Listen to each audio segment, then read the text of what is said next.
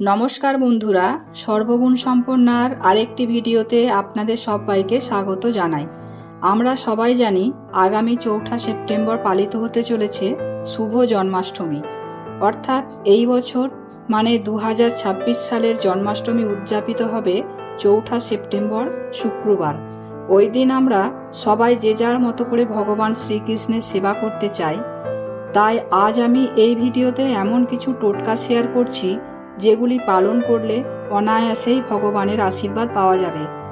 অর্থাৎ এমন কিছু কাজ আমরা করব যাতে অনায়াসে ভগবান খুশি বা সন্তুষ্ট হতে পারেন।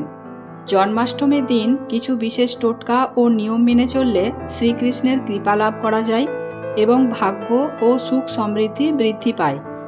জন্মাষ্টমীর দিন গঙ্গা জল, কাঁচা দুধ, দই, মধু, ঘি, কেশর ও সাদা চন্দন মিশিয়ে গোপাল বা রাধাকৃষ্ণের অভিষেক করুন, এতে ভাগ্যের উন্নতি হয়। জন্মাষ্টমীর দিন ভোরে ঘুম থেকে উঠে জলে সামান্য কালো তিল মিশিয়ে স্নান করা শুভ। স্বামী স্ত্রীর সম্পর্কের মধুরতা বাড়াতে এই দিন রাধাকৃষ্ণের মন্দিরে একজোড়া রূপোর বাঁশি অর্পণ করুন।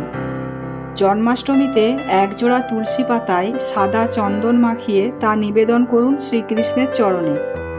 এবং জন্মাষ্টমীর দিন তুলসী তলায় প্রদীপ জ্বালান এবং তুলসী গাছকে 11 বার প্রদক্ষিণ করুন। শ্রীকৃষ্ণকে মাখন, মিছরি ও তুলসী পাতা দিয়ে তৈরি ভোগ নিবেদন করুন। এই দিন গোপালের ভোগে কেশর মিশিয়ে ক্ষীর বা পায়েস তৈরি করে নিবেদন করুন।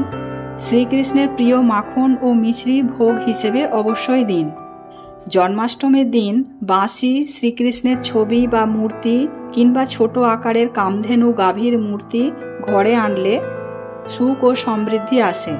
আশা করি টোটকাগুলি আপনাদের ভালো লেগেছে। আপনারা সবাই চেষ্টা করবেন জন্মাষ্টমীর দিন এই সমস্ত নিয়মগুলির কোনো একটি ভালোভাবে পালন করতে।